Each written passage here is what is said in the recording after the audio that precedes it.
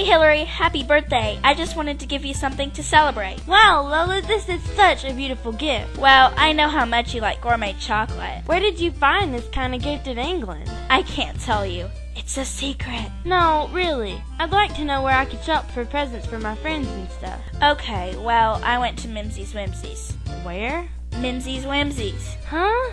Mimsy's Whimsies. Where the heck is that? It's a new store that just opened on Main Street next to Subway. Cool beans. Speaking of beans, there's a coffee bar there too. Let's go. I'll buy you a cup. Shop at Mimsy's Whimsies at 105 South Main Street in downtown England, Arkansas.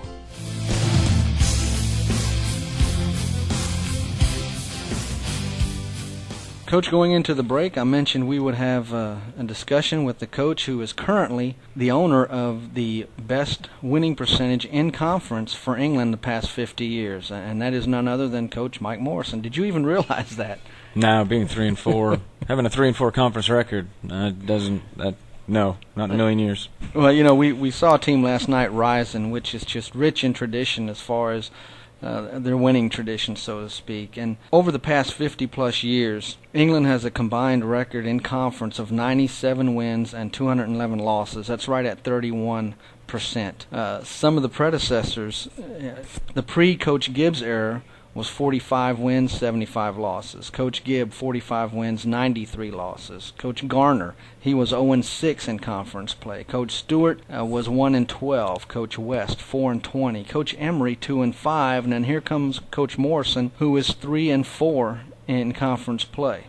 Is that a sign that things are turning around, or have the kids overcome the mentality that, you know, England is used to losing? It's customary to lose conference play. Have these youngsters, through some of their achievements and winning that they've done at 7th grade and even before that, is some of that starting to take root at the high school level?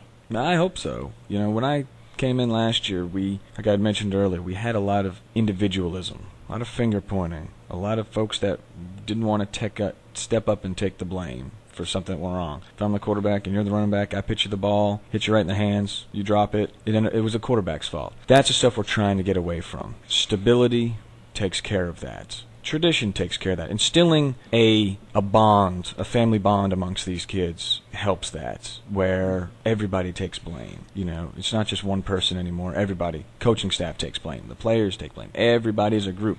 We win together, we lose together. Watching film over the past few years, you know, everybody blamed each other. And when I first got here, there was a lot of that going on. We instilled it in big time in those junior high kids, and that group are now sophomores.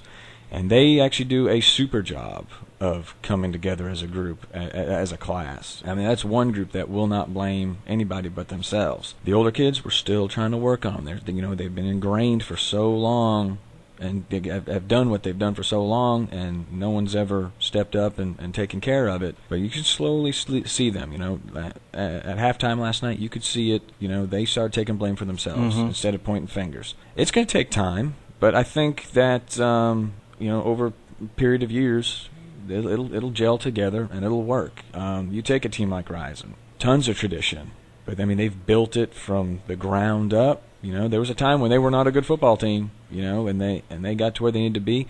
Those kids on that football field for Ryzen last night were football players. They worked good together. They treated each other well. They picked each other up. That was a football team. They were impressive. That is what we need. That's what we need to strive to be. That's what we have to. That's what we have to accomplish if we want to make it to the playoffs every year, make it deep into the playoffs every year, win conference championships. We just can't do it year by year. It has to. They all have to flow together for it to work.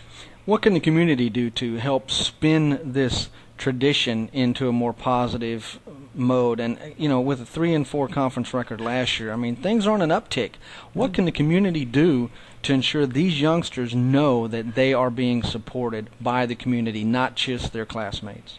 You know, keep coming out. Again, we had Ryzen here last year in a conference game. Ryzen had more people on our home field. Same thing last night. You know, even I can see even in the town when things aren't going right with the football team, the town stays away.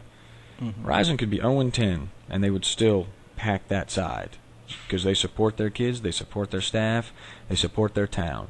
The more people we get out here that support these kids, you know, the kids feed off of it. They realize that they're behind them. When you look up in the Rising stands and you can't see a seat empty, you look on our side, we got half a stadium open. That's a mental crusher, especially for a 15, 16, 17-year-old kid to see that a team's going to travel an hour and a half to see their team more than our fans will drive 5 minutes. That hurts those kids, It hurts a lot. In previous shows, we've discussed the football field atmosphere and how that all builds into one effort going forward, winning ball games, helping the players do just a bit more. There were some standout players last night. Yes. We mentioned some earlier. They feed off the atmosphere, but They do. even without it last night, there were some guys that really stepped forward, especially defensively. Yeah, we had some really standout. Matt Russell, touchdown catch, blocked a punt, made up for the drops on the kickoff. Derek Davis, ran the offense. When it was clicking, he was running it very well. Moved DeMarcus Bunch over to slot back. He carried the ball a few times pretty well.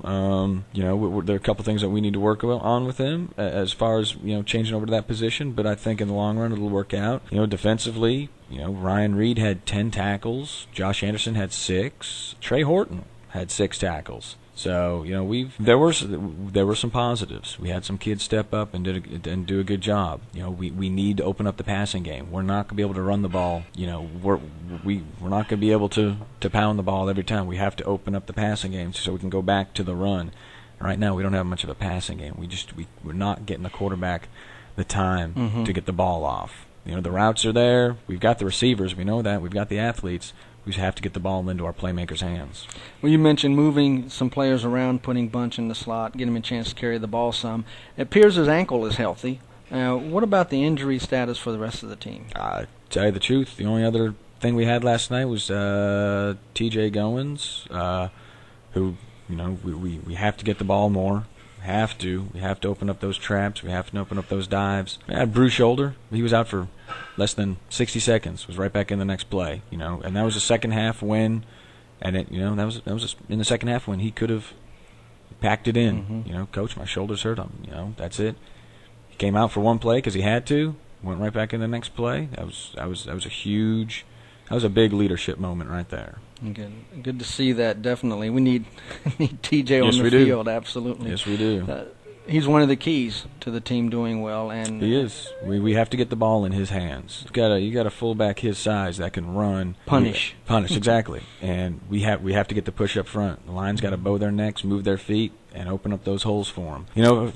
For Barton, their base I want to say base slot I wing T team. They're Barton. They've got tons of tradition. Even though they've been down a couple of years, they're sitting 3-0 like we talked about earlier. They've got a couple decent athletes on the team. They're going to be a formidable opponent. Coach Bush is doing a good job down there.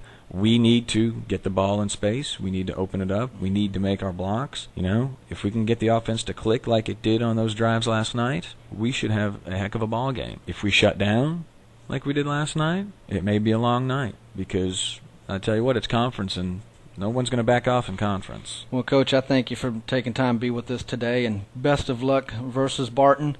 And before we go, I'm going to put you on the spot. Big game today. Hogs or Bama? Who wins it? Oh, man. See, Hogs are at home. I think Arkansas can probably keep it close, but I think in the end it'll end up being a 2-touchdown win for Bama. I'm a Razorback alumni. I'm with you, but my head says Bama, my heart says Hogs. Yes, it does. Yeah.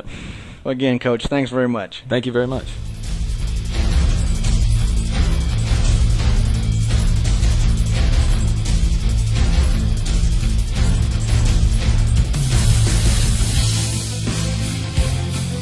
You've been listening to Pride Performance, the England Lions football coaches show with Coach Mike Morrison.